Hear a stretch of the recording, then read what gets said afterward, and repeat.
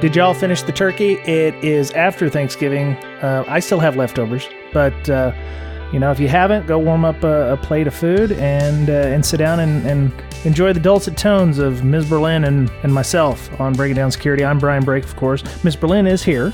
Mr. Betcher, of course, has to make his excuses. He's at a family event. His daughter's doing basketball, so he won't be here this week. But welcome, Ms. Berlin. Hey. You still have leftovers? It's been a week. That's okay. I put them in the refrigerator. It's fine. That egg just looks a little green from the deviled eggs. It's all right, though.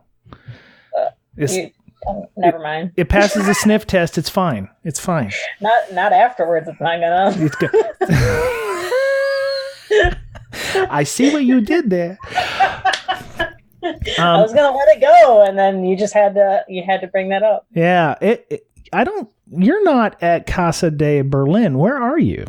I am in a hotel in West Virginia. Oh, okay. Hey, It's beautiful down here. It's Secure West Virginia, isn't it? It's Secure WV, aka HackerCon. I think one happens one day and one happens the next. I'm not quite sure on how they have the logistics for that. Right on. You're in Mr. Gardner's part of the world right now. Yeah. He's I think maybe an hour from here, his house. Oh my hell. Okay. So what are you doing there? I'm keynoting. Oh wow. I'm running another mental health village. Oh, cool. My invite to Keynote must have been lost in the mail or something. I'm waiting for Bill to, make sure. I was the second choice. They said that you never replied, so. Were you the second choice? Probably. I don't know. I have no idea. Yeah, that's all right. So. I don't ask. I just say yes. So you're doing like version 3 of your mental health village now. You've done it at Derby. You did it in Germany. Now you're on like version 3. So this is all like old hat for you now, Ian, yeah? Yeah, I have everything packed in suitcases and tubs and stuff. And it's slowly amassing more stuff. Oh, wow. Okay. Yeah, it barely fit through my hotel room door. Oh my God.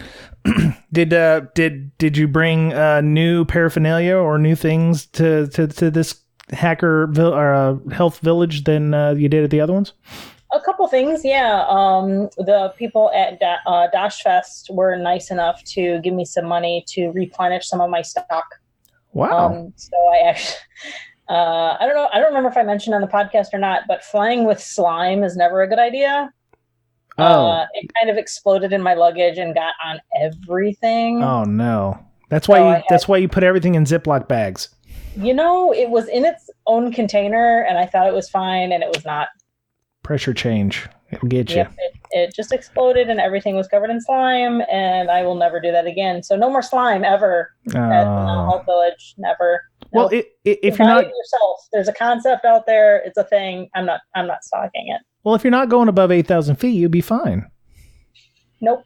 Okay. We played with it at Derby, and it was a disaster there, too. Oh, okay. Well, I didn't know that. I didn't play with the slime. My daughter makes it all the time here, and it just looks gross and smells worse. I mean, it looks cool until you have to try and remove it from your hands. Right on. Ugh.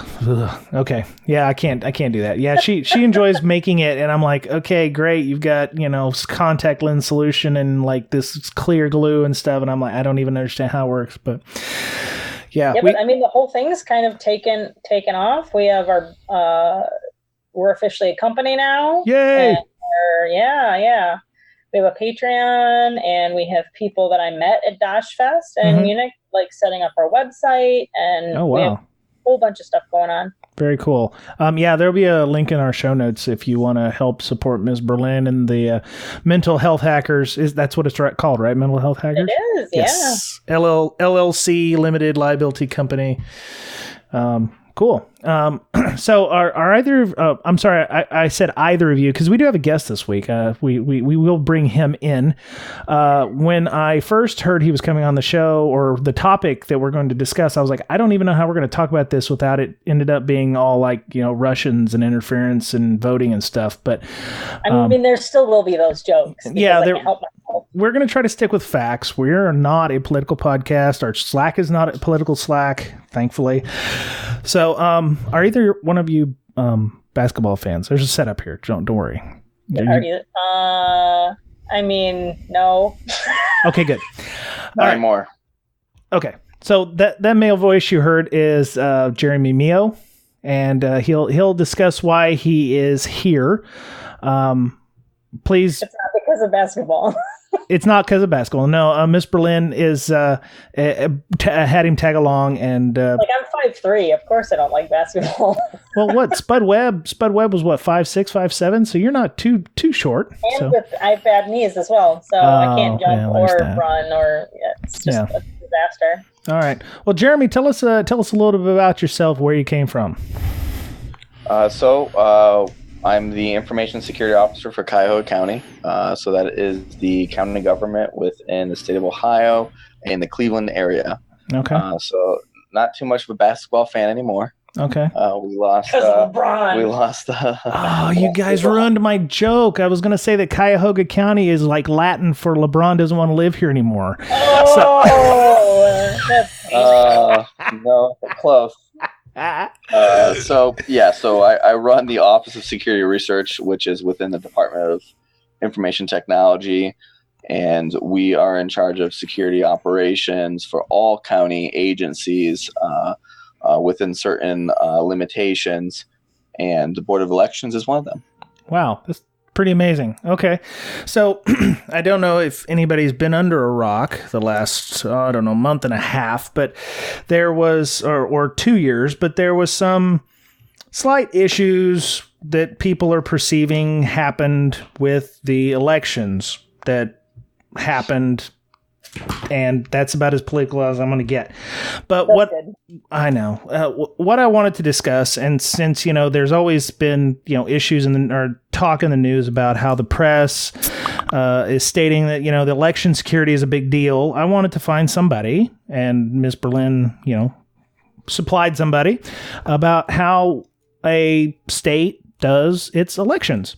And Jeremy is going to discuss with us tonight how Ohio, in at least this case, the state of Ohio, does its elections on. And so is this how every election works, or is this only specific types of elections?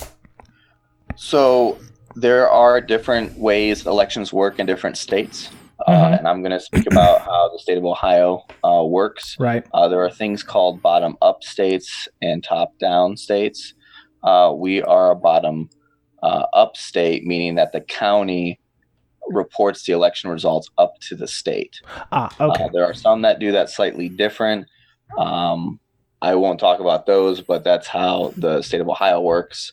And we report up to the county, and the state has a whole separate operations and security behind the scenes, above and beyond of what we do.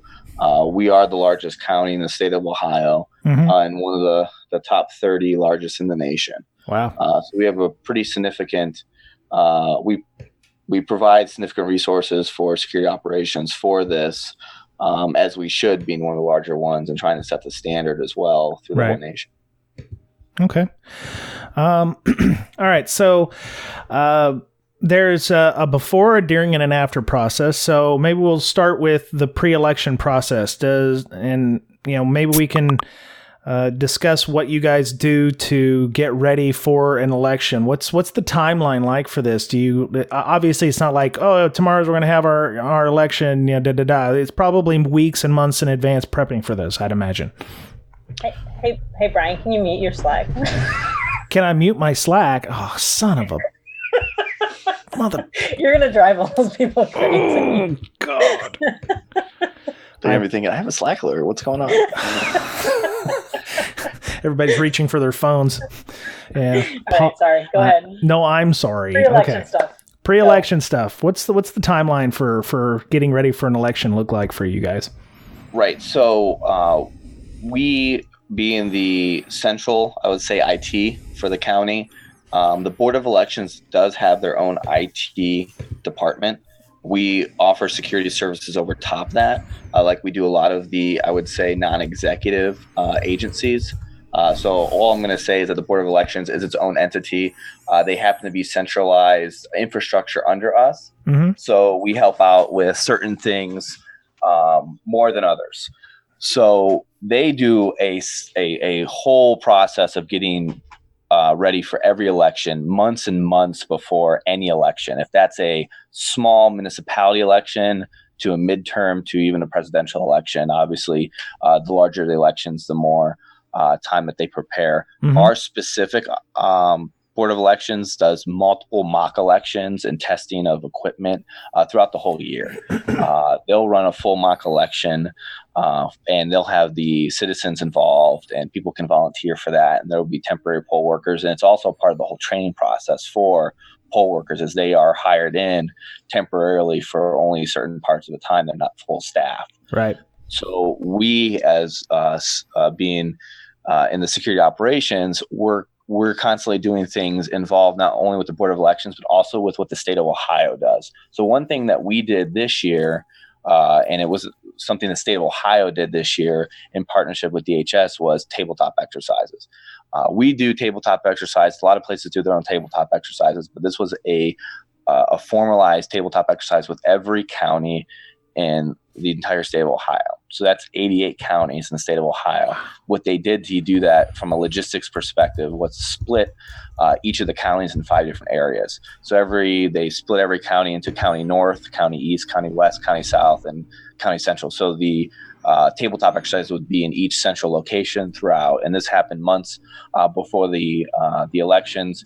And they went through all kinds of scenarios and awareness. And the nice thing about it was that the executives of the Board of Elections were required and recommended to be there, as well as the budgetary authority there as well, and the IT professional. So It kind of got all of those things, not just the IT guy or department or person, or sometimes some of them don't even have them and they're outsourced. So they had somebody there within an IT as well as the budget and the elections official there. So there were a lot of awareness happened there. It was very nice. There were a lot of things after that. And the state also offered a lot of resources, and Homeland Security, if you've seen in some of the news, more specific and focused, has offered a lot of services to counties and states as well.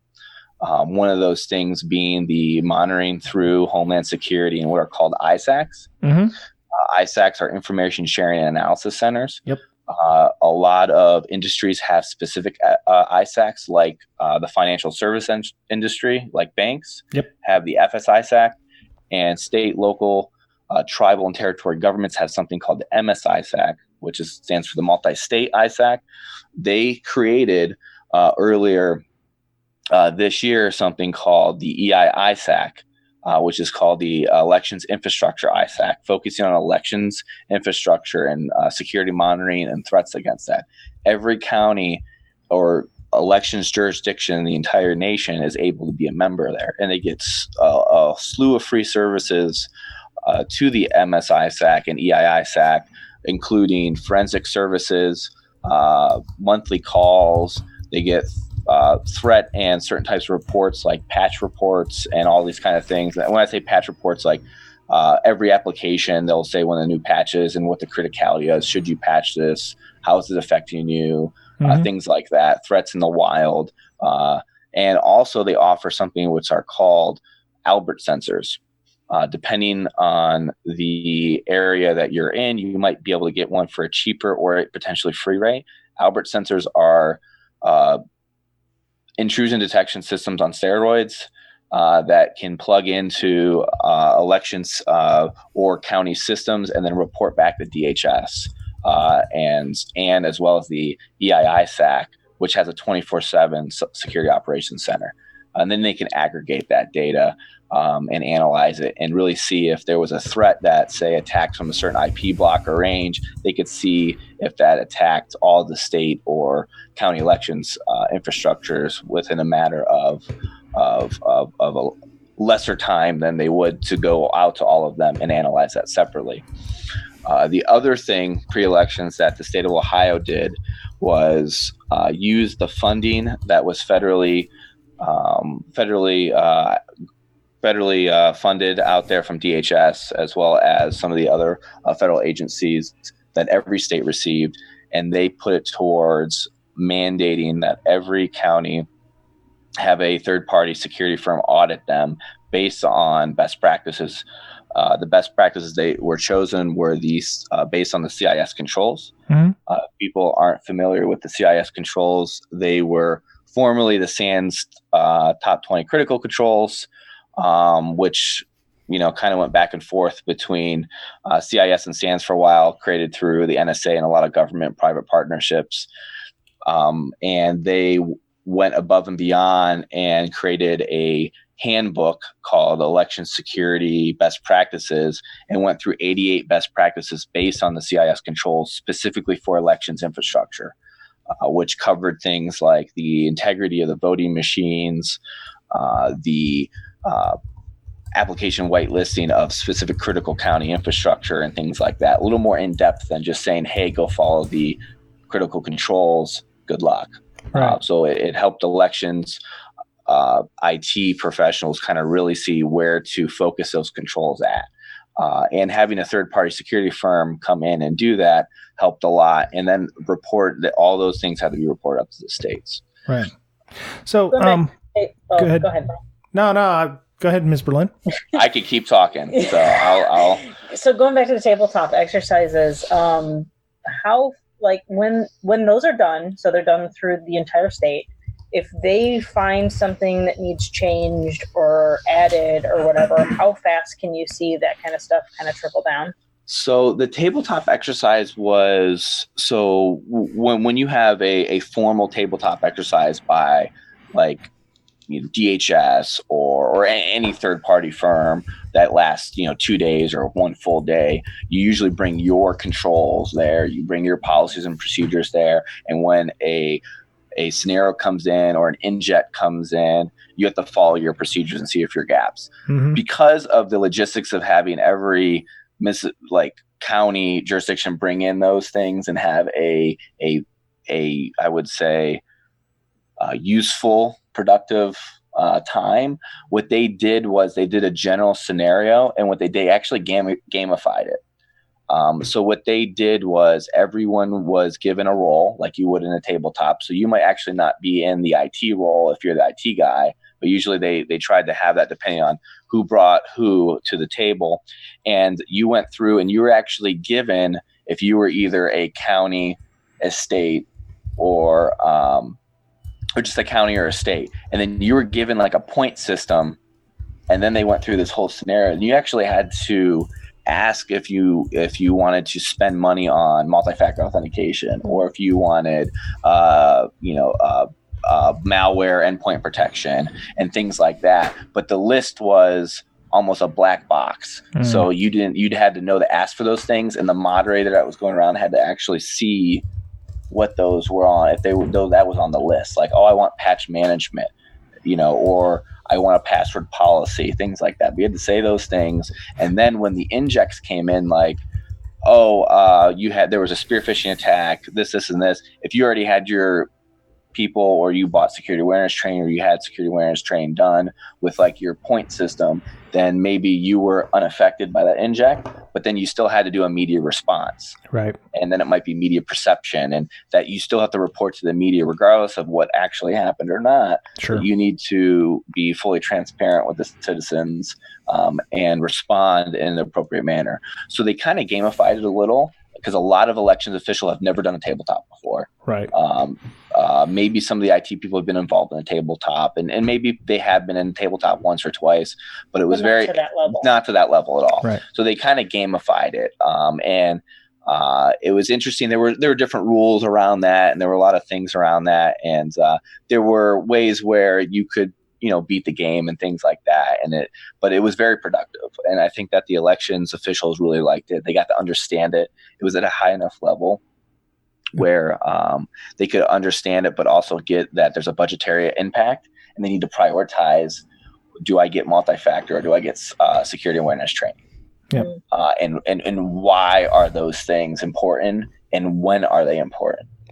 So I think that was a really good thing that we did at the state. And in between this tabletop exercise, the tabletop exercise was only about 4 hours. And in between that, there were awareness things about supply chain management of like the storage devices and things like that throughout the kind of day-long conference / tabletop exercise that happened at the state and county level. So Jeremy, I have a question. So you have 5 different county west, north, south, central, east. And so when they come in and they're doing the tabletops, and you're doing the prep for these, and you're talking about the CIS 20 controls. Are there any kind of vendor vetting or anything like that, or do you have people from County South coming in, going, well, you were using this that we bought from 1985 that we're using, and the company that makes it's gone, and County North's like, oh, we got these brand new fancy things that uses AI machine learning to help you vote better or whatever. Do you have a disparagement between technologies versus in different regions of your state, and how did you keep, if you don't, how did you keep the technology level equal across the state where everybody had a kind of on the equal footing? So they tried to keep it very vendor agnostic, and just have the concepts and really focus the concepts into a lot of the elections officials, as well as the other elections administration that were there. These tabletops also happened over multiple different days, and some had multiple, like County West might have had 16 different sessions to get everyone in there. It might not have been one session where they were all in there, because again, it's 88 counties, bringing maybe 1 to 5 different people, and everyone's schedules don't align. And I know that there were, I wouldn't say makeup days, but there were some like, if you're in County Central and you missed it, come to County South and all these things. But when they went through the awareness, they tried to focus on the specific like voting machines that might have been used in that area. The whole state of Ohio is somewhat on one standard voting machine, but there are different models and things, and I can't really speak to all those because I don't work in all those counties. Sure. They tried to focus it, kind of by that. That's why they split it up like that, I believe.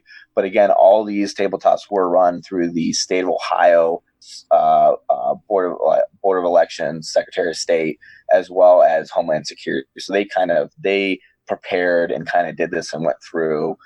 So it was I was essentially just a participant, and gave feedback afterwards. Right. So was the state of Ohio special in this, or was every state getting some kind of training or something similar with DHS? Do you know? I'm sure that every state was doing something to this matter. I am not aware of the specifics of other states or what they did, but I do know that Ohio was somewhat similar to Florida. So what was Ohio and Florida kind of stood out a little with some of the things that they were doing with the ISACs, and Ohio was lucky enough to have all 88 counties a member of that ISAC and be aware of that. And a lot of that technology discussion of, okay, what do we have? What can we have? What works better? Happens, I think, in the back end once they're all part of that one community and that one ISAC, and there's a kind of more of a community portal to be able to discuss those things, especially on calls or separate calls, or to at least a central source that can give recommendations like that. Cool. Okay.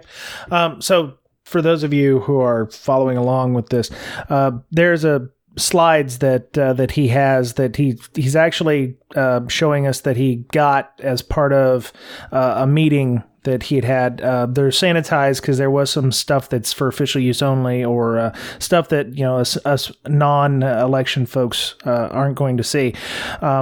We are going to release some of this. There's going to be some cleanup as well, but we're going to have a link in the show notes to the slides so you can get an idea of what the timelines look like, and you can see what it takes to get to this level and to get to this level of understanding. So can we go back to slide 2 for the timeline? So this the slide I'm looking at is showing a rough timeline of what goes on with polling locations, states, and counties. So this is the election process. This is the during, right? During election night? Yes. Okay. So who are the PEOs? What is that? Public enforcement officers? So that's the primary elections officers. Okay. Primary election officers. Each polling location has essentially, and that's just internal That's internal, like kind of, and some counties might call them something else. Oh, okay. So okay. It's internal nomenclature of just the person that opens the poll. Right. And has to be there. So there might be a tertiary person, secondary or tertiary person that can do that as well. Okay. So assuming everything goes well, they show up at 5:30 a.m. Okay, we give them a half an hour to sleep in. Polls open at 6:30 a.m. Traditionally in Ohio, and they close at 7:30 p.m. This year, and like other states, depending on how you read the news, there were some issues with logistics. Like you had larger voter turnout, so obviously you ran out of some resources. So you have contingency plans for those things, right? If something happens where you run out of ballots or something like that, right? There's contingency plans in place for those kinds of things. Yeah, so it's like sticky notes. It's all. we stay away from this. We put the passwords on. She's poking the tiger. She's poking the tiger. We do not put passwords on sticky. Official for the record. So just like any business operations or forecasting, we have the Board of Elections, and this is outside my area, but that's in the administration part. Right. But they have to forecast how many ballots that they're going to have ready, because we are a paper ballot state and county. So we have to forecast how many we have there for cost efficiency, as well as we won't just print 100,000 if we only need 50,000. So there's forecasting that goes in. There's a lot that goes in behind that, and I know that in the county, historically, the average is about around 40% voter turnout for a midterm election. Mm-hmm. We pushed over 55%. Goodness. Voter turnout. So that's over a 15% increase. And as you could just imagine with any general forecasting, you're always going to be 5%, maybe over 10%. But once you start getting to 15, 20% over any type of forecasting, you start to run into potential issues. Right. So there are contingency plans for that. They went through that process, and everything ended up working out fine. But it's definitely, people could potentially had to wait for ballots to be available at certain locations. And I know that other places had a lot larger issues than we had, but at the end of the day, I believe that's a good issue to have from a voter turnout. Yep. I do know, and you could read this in the media, that some places had weather delays and logistics have where polling locations there was like a freaking hurricane that came through. Yeah, So some elections polling locations in the nation, not in Cuyahoga, had to stay open 2-3 hours after, and a lot of people from the citizen perspective might not think, okay, 7:30 is closed. Okay, they closed at 10:30 or something like that, maybe 11:30, but there's a whole back end process that has to happen. And people could be up till 5-6 a.m. doing things, and even longer. Right. Okay. So polls close at 7:30. You guys have each polling place has a number of paper ballots, voting machines as well. Yeah. Yeah, and voting machines. Okay, so there's between the paper ballots. I'm assuming. Is that because you guys give them an option to, or the folks there give them an option to either use the booth or the paper? So in Cuyahoga, there's you go in and you essentially sign in through the e-poll book. So there's there's electronic poll book. And from a contingency perspective, we still have paper backups just in case, but we do have a lot of efficiency gains with the ability just to scan an ID, and there's a lot of interoperability and security requirements across just the poll book, e-poll book infrastructure. But essentially, you go in, you get the your sign in, you pull in, and then you get a ballot. You go, and we actually get the write in. It's like the old school multiple choice, right? So you write in, and then you take your ballot. You hand it to the representative. They essentially take what is like almost like a receipt of that for record, and then you enter in the the paper ballot into the voting machine, and it's tallied.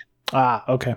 And then that's where the voting machine comes in, and then that paper ballot stored inside internally into the voting machine as well for source of record, and then you're voted. Right. And then at the end of the night, all these voting machines have storage devices inside of them that are at the end of the night collected. Yeah. Okay. So I see the thumb drive there. You guys have that as it's not really. Is it really a thumb drive, or are you looking at hard drives or something? I mean, what gets counted? Is it the paper ballot, or is it the one that comes from the booth? So, because I'm assuming one covers the other. One is like non-repudiation. So it's like we can look at the ballot in the booth versus the paper ballot and go, okay, yes, they match. If you actually had to do some kind of error correction. Correct. And the what's used as the first system of record is the storage device that's in there, which are electronically signed in for the voting machine. Right. That specific voting machine. Okay. And then the paper backup is there to be recounted if there's any type of integrity issue or potentially procedure that isn't followed with how the storage device is removed, and then was all of transferred. That logged? Yeah. So everything, there are tamper tapes, and there are numbers and serial numbers and things on every possible piece of the voting machine and storage device. And as those are going through, they have to be recorded, and there are kind of like a dual party kind of supervise over that is supposed to monitor that. And if there's any procedure not followed, or there is any error in the storage device, then the paper backups are used, and we have the voting machines would then be transferred to the central tabulation center and fully recounted in a super counter, which doesn't take very long at all. And how are the memory devices transported? Are they put in a box with tamper seals? The picture shows a little car. Yeah, it's in a little car. Yeah, I was thinking like a Hot Wheels or something. You know, I'm assuming police vehicle if possible, or like Brinks armored truck. What are we talking about? So Jan from the library. 80-year-old grandma puts it in her purse next to her gum. You know, that kind of stuff. I apologize to 80-year-old grandmas. My 80-year-old grandma had gum all the time. That's why it brings up happy memories. I'm sorry. So they are put in a essentially like a tamper-resistant evidence sealed bag. Okay. And then they are sealed with a lot of different procedures and policies there, and then escorted back to to the tabulation center. And there are procedures and how that happens. So it's essentially escorted with somebody that can see if it's tampered with at all. So you're maintaining a chain of custody, a chain of evidence, if you will. There's a chain of custody inside, as well as the machine itself logs when it's taken out, and then there's paper logs of that, as well as when the seal from the actual bag that is used as well has logs and stuff. So there's a whole chain of custody process that goes from the voting machine to the tabulation center. And I assume that they're supposed to go from the polling location directly to the county center where all this is being done. They can't stop and go to McDonald's or something and pick up a Big Mac or something. No, yes. So the not only do we collect the storage device, it's also important to collect the poll book at the same time. So we're collecting those devices. All of them have tracking on them, as well as the cars that are county vehicles that are required to transfer back all of that equipment. So that all of that is tracked and maintained and monitored in real time. So you mean like GPS tracking? Literally, yes. Wow. GPS tracking. Because there is a lot of deadline to get the uploads in certain increments to the state. Right. Okay. So that makes sense. It is a very interesting process to see. I recommend any citizen to sign up and either be a part of the elections process or even monitor or observe in whatever tabulation center or equivalent that you might have in your jurisdiction, because you can watch this process go and how they organize everything. And it's quite a sight.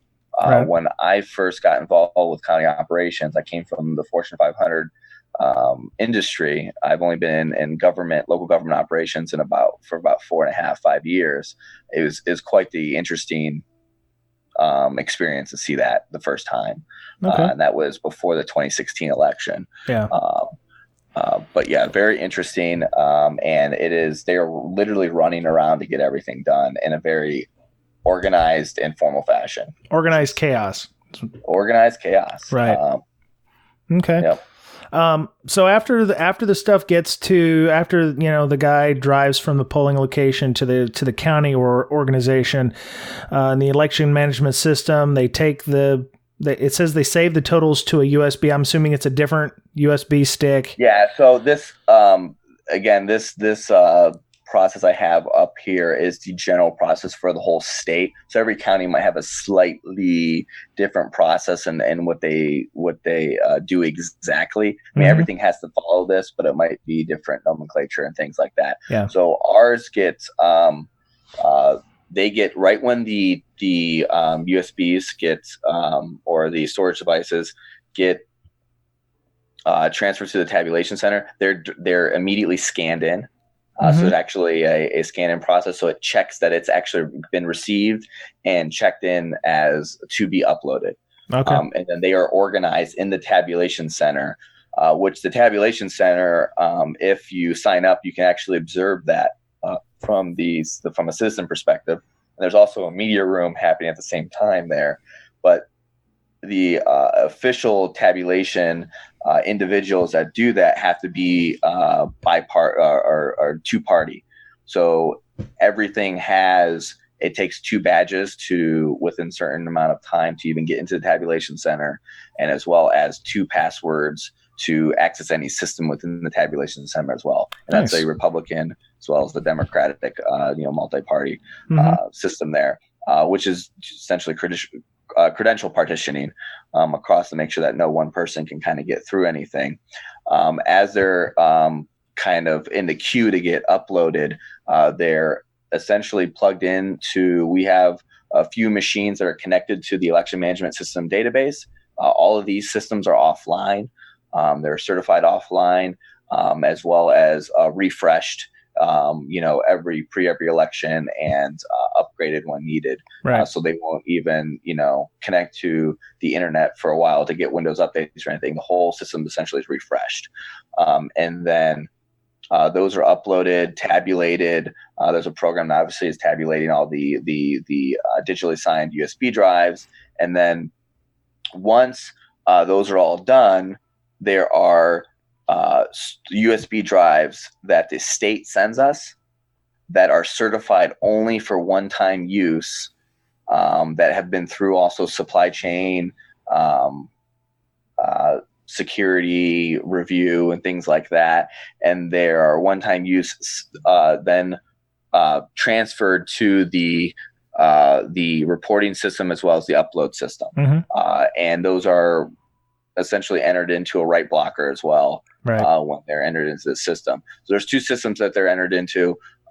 One is the reporting system that the county has that then gets uploaded to the county website as the unofficial results. And the other one is sent and securely uploaded directly to the state system. And that is connected to the network, but not connected to the any type of public or internet. It's essentially a VPN directly to the state system. Yeah, I didn't know how. And our state system is all internal, so it's our internal WAN.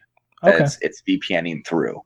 Yeah, I didn't know how technical we wanted to get down into the communications and stuff.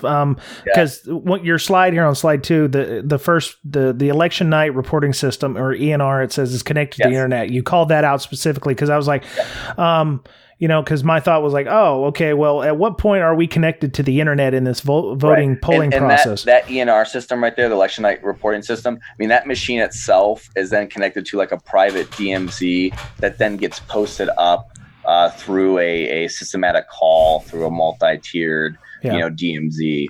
So it's not like it just gets thrown up to our WordPress site or something like that. But the election management system you've got there on the far right is completely isolated, no internet connectivity.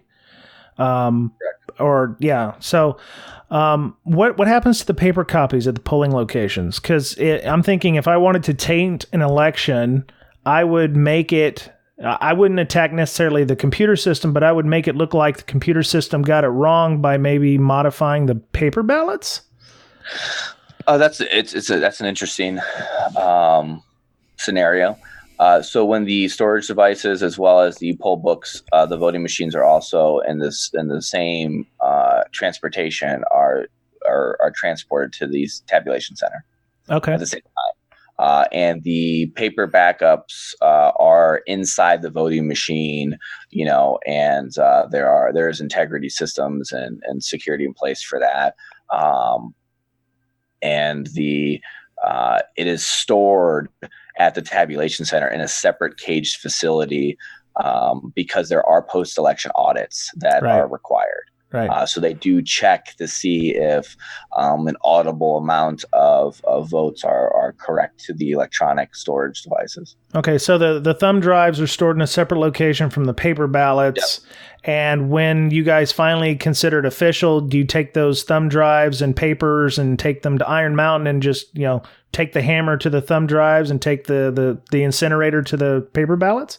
So there is actually a retention requirement for each Board of Elections and by the states as well as potentially the county itself, and they keep them for potentially indefinite amounts of time. You'd think it would just be until the term's up because it doesn't matter anymore. There are some things that do, especially when petitions or certain types of issues. Right. And that might just be public record at some point to see the statistics and things. And some things are stored and it gets into the internal Board of Elections operations that I honestly am not that familiar with the specific retentions amount of each different election. But I do know that they keep them until fully audits and terms are over.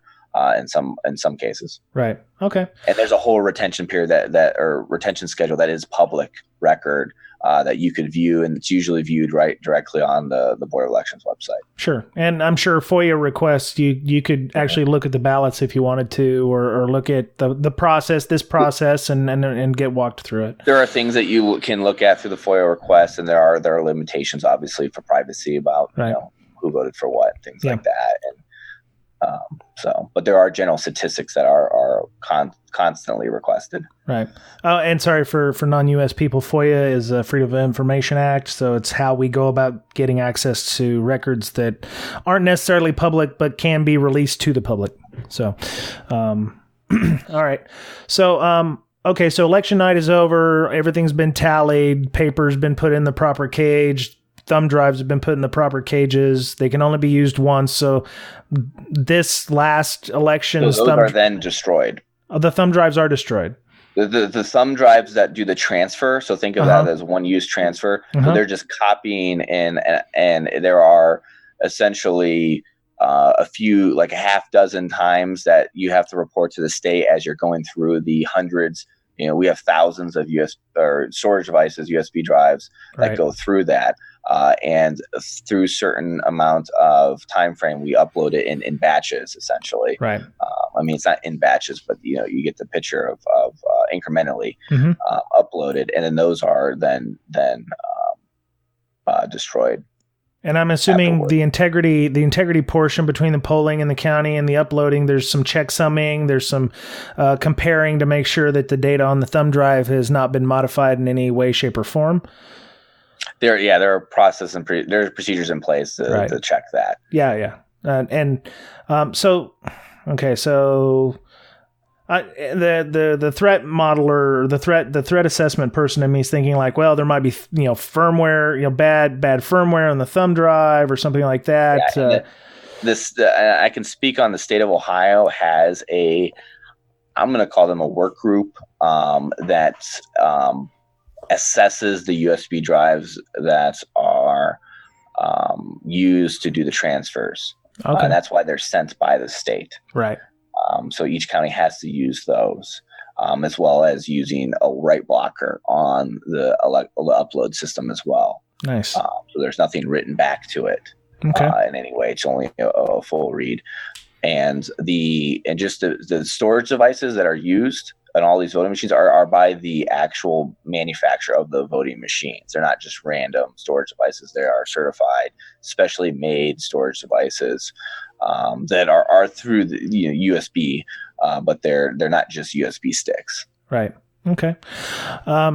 So I don't mean to go back to the polling stuff, but the booths. Okay. So for those of you who follow what was going on at Black Hat and DEF CON, they had a voting village, and I'm not going to judge either way. But some of the news articles were 11-year-old cracks, the election, the election booths, or able to hack the election booths or what have you. And there were some other things going on, like they taught all the kids how to do SQL injection, and there were some other things going on there.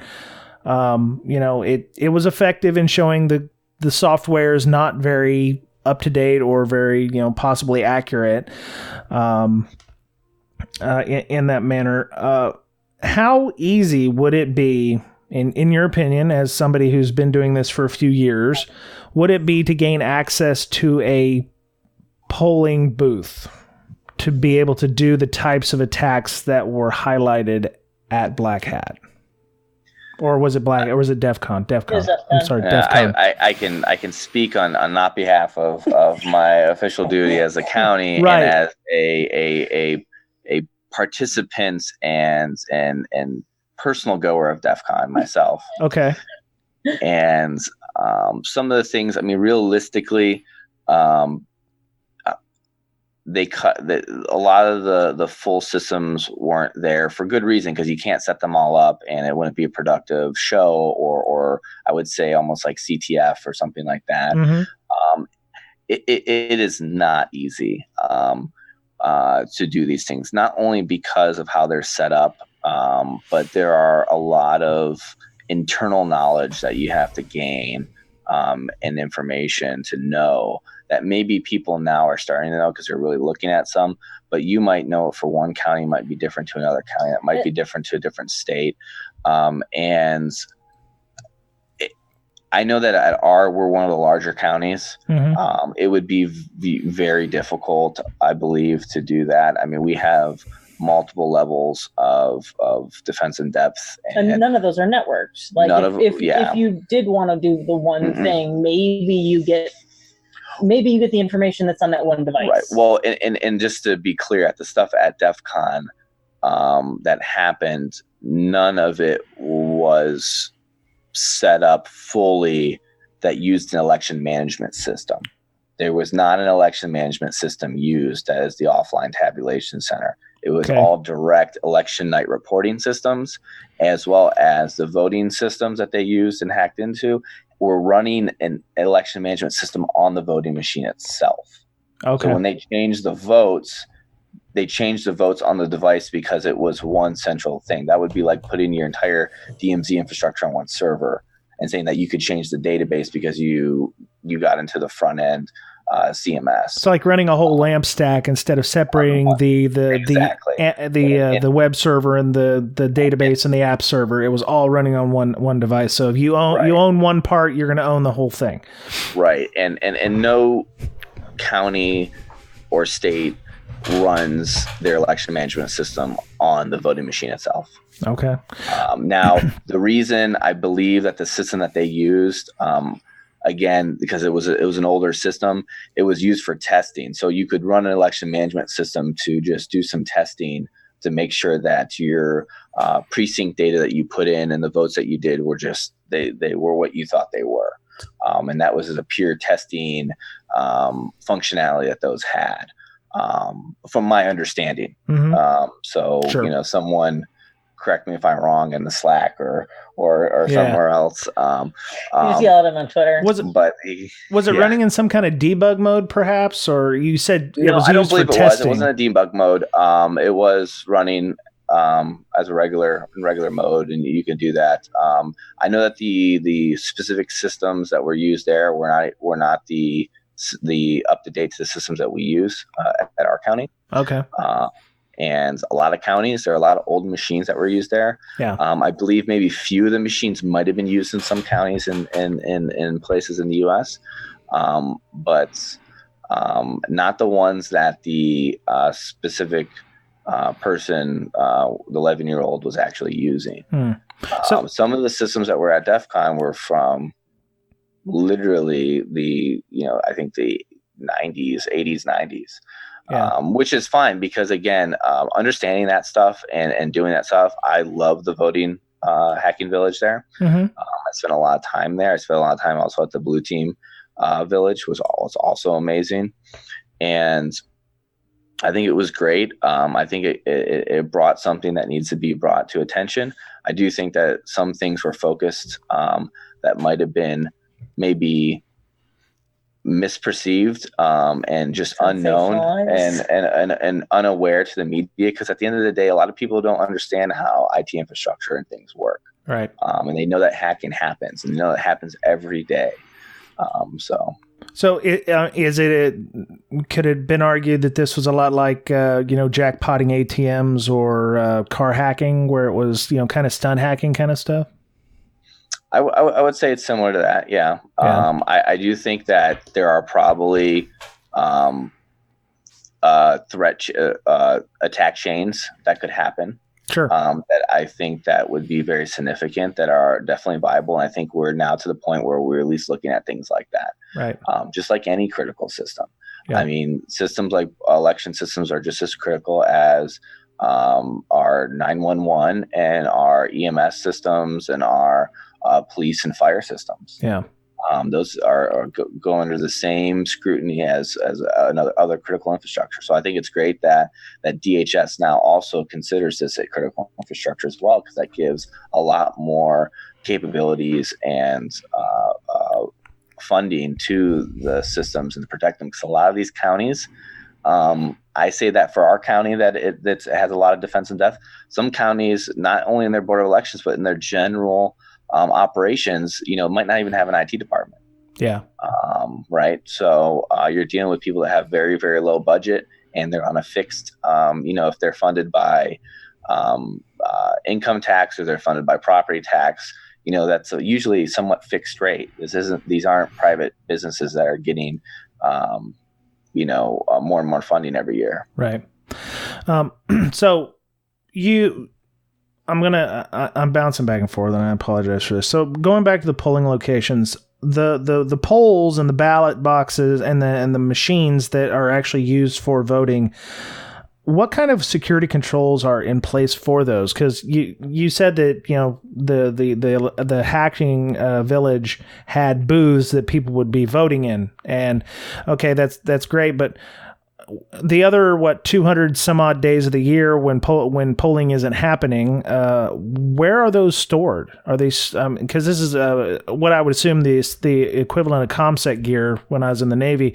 Those got stored in secure locations. It required people to get to them of a specific type of security clearance.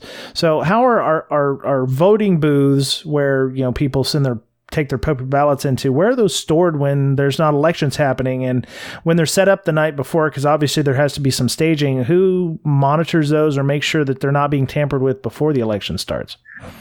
So the state, from my understanding, every state, I know the state of Ohio, right. The Secretary of State mandates how a lot of these general operations have to go, and where you have to store these in climate controlled facilities, how they have to go. And they give guidelines and frameworks and mandates of how things have to happen. Mm-hmm. There's an entire, essentially, elections handbook and operations guide that is hundreds of pages long that the state requires every county, and that's public. You can look at those, and from every state you can look at those general guidelines of what they do. Our tabulation center is the secured facility. It's a very large facility. It has different secured components within that facility. So the voting machines are stored at those secured facilities within those components in hardened areas.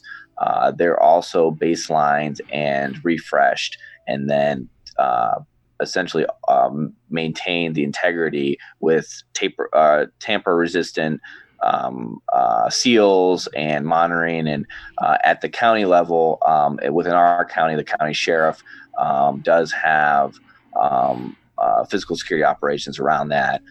We have our camera and facility access system that's over there and has different access controls and things like that. That is at that facility. So it's it's a hardened facility. It's also, though, certain times available to the public. So that's why there are certain hardened components within that. Right. And during the before, during, and after elections, we do constant walkthroughs. I kind of talked about some of the pre-election stuff when I said the third-party risk assessments, and we did that. So we had a third-party risk assessment come through, and they also assessed general physical security logistics as well. And that was one of the things that are reviewed in those best practices. Yeah. So is it an independent third party looking at this, or are you hiring like a PricewaterhouseCoopers, some lawyer firm that monitors or audits for these kinds of things, or is it state officials only? There are a few different through the state within this specific instance that they wanted you to go towards people, obviously, that are qualified. I'm sure some of the larger counties go with some of the big four or something like that, right? With the budgetary limitations that do exist. We went with a specific security pen testing company that's focuses not in all types of Fortune 50 and and potentially military contracting and all that kind of stuff. Interesting. That we had available there. Okay. So we were somewhat lucky to have those contacts and them available for that, and have the budgetary items to be able to go towards and get them to do that. Yeah. Okay. Wow. I'm running out of things to talk about. I think we've gotten the majority of the things that are on our list here. Is there anything else that you'd like to go over or discuss before we end the show? So some of the things I wanted to touch on is that we do on-site we have a 24/7 SOC, Security Operations Center, but we're on site for the whole elections operations all the way until they're done counting and tabulating, and that could be up to 2 a.m. And we're sitting there and essentially doing threat hunting on specific systems, making sure things are happening. Some of it's administrative policy, making sure that that's happening. We might be looking for anomalous activity. We're also doing a lot of analysis within just the general airwaves and things like that to see if there's any type of attempt of malicious use within the capabilities that we have, and also interoperating with other intelligence agencies as well as other counties. And this is one of the first years. This is the first year that the EI-ISAC, the elections infrastructure ISAC, has been available to serve as that central focal point from every county in the nation and state to be able to quickly share intelligence if this IP block is scanning us or it's scanning you. Oh, we're getting this interesting uploads to these forms that aren't on the election site, but they're on our fiscal website, and it's just odd that we haven't seen before. Are you guys seeing these as well? So it was very fluid than it was ever before in my experience. But again, I have only been involved in the past 5 years, but I think these 5 years have been the most kind of security aware elections than we've ever had before. That's cool. Yeah. So I know Miss Berlin works for a security provider. Are there? So it seems like especially with the ISAC or with sharing, and we've had somebody on who's worked for like the retail ISAC, and has talked about sharing the information there. The retail ISAC or one of the other ones, it's probably a little bit of information over a long period of time, whereas I would imagine the election-based stuff would be like trickle. Couple weeks before the election, you see the information start to ramp up, and then like the night of, everything that you're going to get in would probably be like, it needs immediate action, stop everything you're doing and block these IP addresses. Am I right on how the tempo works on this? I feel like it's probably like that with finances too around tax time. Right. Yeah. The EI-ISAC does a lot of things. So throughout the whole year, they're actually active as well. So they're doing monthly calls and seeing what's attacking certain infrastructure. And since they're connected to the MS-ISAC, they're also using the data and analysis for all just general local government, like intelligence, cybersecurity intelligence. But the nice thing that the EI-ISAC that did a little differently that they have that I haven't seen other ISACs do, and other ISACs could do this, is that even during the year, non-election time, they're actually emailing awareness materials like newsletters and just general news directly to the elections directors and officials that are on whatever you've denoted as your election management staff or officials or whoever you want to get those emails, right? Which is nice because they do that as their service, and you might have your own internal security awareness campaign and things that you send too. But if it comes from them, it's just another thing that you don't either have to worry about, or at least it's being done at a baseline level for you. So those are some of the things that they do, and they do constant webcasts and other types of just events and things like that throughout the year, a non-election time frame. Yeah. So that's also a nice thing. And they offer services, and the governmental ISACs are a little bit different because they get a lot of funding, and we can literally have them do services, and they're also completely free of charge. Okay. So my question is why, so if you guys are monitoring for IPs from, I don't know, other countries, why are you not blocking anything outside of the US from coming in? So we have a lot of geo restrictions. Okay. All right. Some counties do, but even as us, which is very interesting, we have to be very careful in some of them because we have people that are military and overseas that do email and do vote through the military overseas voting, and they have to email, and they have to connect to our website to view when they can mail in or whatever they have to do to get their ballot and vote counted. Right. Even if that's just informational things. Okay. We have to be careful on some of our geo restrictions so that they can still do that. So no matter where they're at. Now, obviously, there are some places that even if there are military personnel, we can still completely block those because they VPN or they access through the governmental systems to get whatever they need in the U.S. space. But we do have a lot of geo restrictions. You can imagine there are certain countries, especially that are certain countries in the news that we are completely geo blocked. That makes sense. But we still look at the IP analysis, even at the geo blocks, to see which ones we're getting blocked from, just to have the intelligence of seeing, is there a targeted attack, even if it's getting completely blocked. So that's the level of analysis that we looked at this election, just to see more of the intelligence and understanding of the elections night and what's hitting our systems, even if it's getting blocked. That makes sense. Because a lot of the threat intelligence that was being shared was completely being denied by everyone's security controls and things like that, especially some things going against, RDP kind of shotgun out, trying to get an RDP systems and things like that we've seen. Yeah, and I mean, it doesn't take much for you to open up a US West, AWS instance and proxy your traffic through that. So it would look like it would come through a legitimate US based IP address. So I get it. Not all geo blocking is useful, or even Tor nodes. If people were using Tor nodes to get through, there's still ways to get around IP blocking. Right on. But it's definitely not you should still have it in place if you can have it in place. Yeah. Gets that low hanging fruit. Sure. All right. So let me see. Was there anything else? There's slide 8 and 9. Those may not exist when we release this, but was that? Yeah. So Some of the stuff talks about specifically what was seen, and most of the stuff is all public here about a lot of misinformation.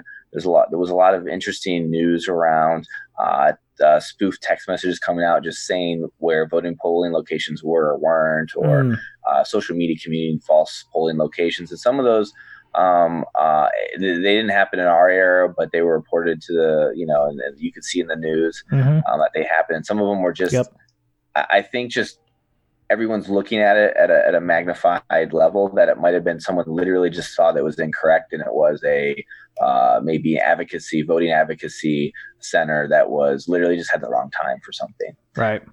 And it's there were foreign scanning, and you'll see that in the news, and certain types of there are a lot of things like scanning methods and brute force attempts against emails. And I think a large thing that a lot of people are looking at is the Office 365 and email accounts, and making sure even though it's not a critical elections directly connected election system, but it's definitely within elections administration, and it's definitely a chain of attack there, and a lot of things that you can get from that, and a lot of things that you can send out if you spoof or send out from an elections official email address and things like that. Right. I think that those are going to be the things that we're going to start even now being able to look at, just general basic hygiene and security practices that any industry organization should be following. Right. Okay. So, wow, that was pretty awesome. I appreciate the physical aspects of this, the chain of custody, and making sure that, everything is being managed in that way. I can completely understand the situational reports. These situational reports, they happen semi-regularly, or are they more important on days of the when there's elections happening, or do you guys do situational reports like regularly, like monthly or something? So the ISAC does situational reports and monthly calls every month. Okay. Monthly calls. Right. Double monthly. And they share a lot of intelligence and general, maybe a use case and things like that. So they'll go a little more in depth than just a situational report, but they'll cover that in the first 15, 20 minutes. Right. But then during the elections operations, at least this elections, they did, every few hours, they did a full situational report to summarize all the things coming in. Some of them were, I would say, informational, but nice to know. And they did that because and they actually started that, days and days before the elections and went through until post-election, depending on how certain states and things did their logistics. So it's very interesting to be able to kind of see that and share that and see a summary of what happened and what were the high-level things, because there's a lot of information going back and forth, and really you only need to know at any given time just the top things that are happening at any given time. So when you get the situational reports, is it based on your state, or do you get like a wider view, like, Wyoming is, on track to be correct, and I don't want to disparage any specific state, but I mean, you already threw Wyoming under the bus. So. No, well, I tried to give them positives, but were there other readings from other states that maybe they're a little behind, and this is what they're going to need to get ready, or is it just Ohio only? So no, it was the situation reports are nationwide. Oh, wow. Okay. And it's a situation report of every of any high levels from the whole nation. Wow. So you could have any state and stuff within that situation. Depending on what the intelligence is, it might only say states or elections locations in state X, right? Yeah. But at the monthly call level, since the elections ISAC as well as MS ISAC are kind of combined, it goes through not only elections, but also city, state, tribal, territorial, and public education. Okay.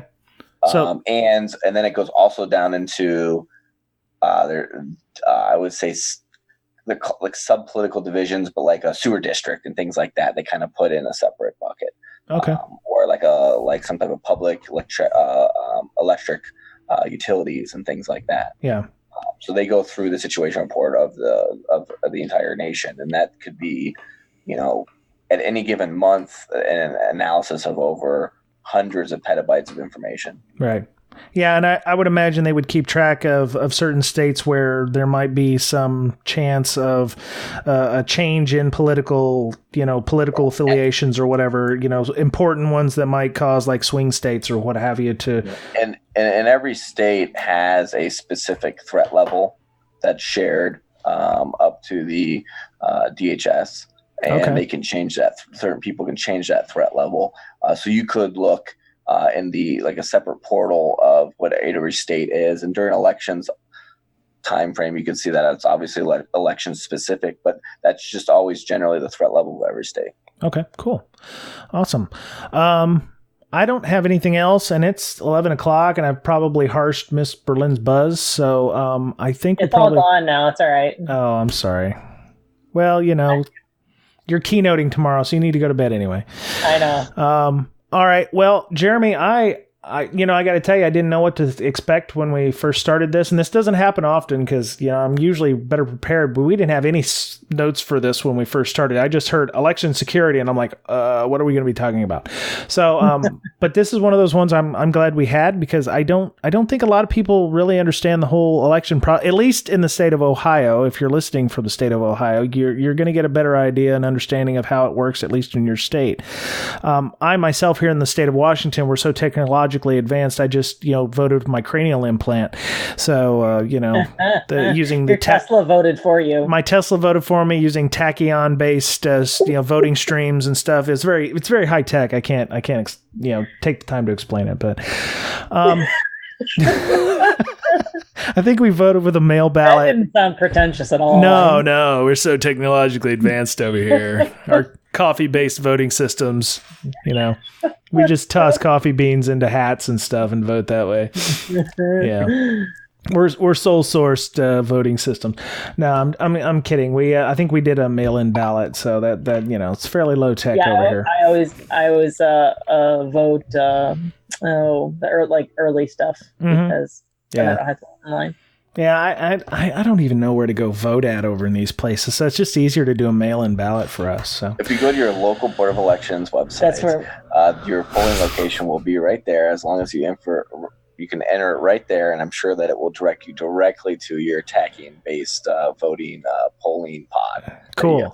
And if you look it up from your Tesla, it'll just drag you there. There you go. Probably could just tell it to go polling location. It already knows. I'm sorry, Brian. I can't go there. Yeah. No, I'm sure it's at one of the elementary schools or something. If they were open that day. So cool. So if people wanted to discuss election security in a well-mannered and rational way, how would people get a hold of you if they wanted to discuss? Well, I believe I am on the Brakesec Slack. You are? Really? I might have been invited per a link and then maybe never clicked on it, but I was invited. So I will now be potentially re-invited. I'll be on the Brakesec Slack. And you're on Twitter.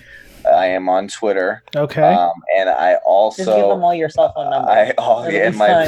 I also very much advocate anyone getting involved in their local jurisdiction as well as you're listening to Brakesec podcast, then you promoting it now doesn't help because they're already listening. Well, I'm saying if they're involved, they're probably an IT security professional, and they should get involved. Go to the public meetings. The Board of Elections usually always have public meetings where they discuss the election results, issues with certain IT infrastructure, all publicly talked about in the either monthly or quarterly meetings that they have, and they do listen to people, and they need more people involved. When we did our e-polling, with our electronic polling system, we had public meetings about security, and we had people come from the universities, and we had people come from all over and talk about and understand the security and demoing, and we had citizens demo the products So we didn't just pick some random sole source product, and went through a proper review. And I advocate anyone get involved with your local jurisdiction, because they'd probably love to have you help out or review or look at anything there. That's awesome. Yeah. And you can do that as for volunteer work if you're interested in volunteering for those things. So Ms. Berlin's typing in her Jeremy's Twitter handle. It's at Cyborg00101.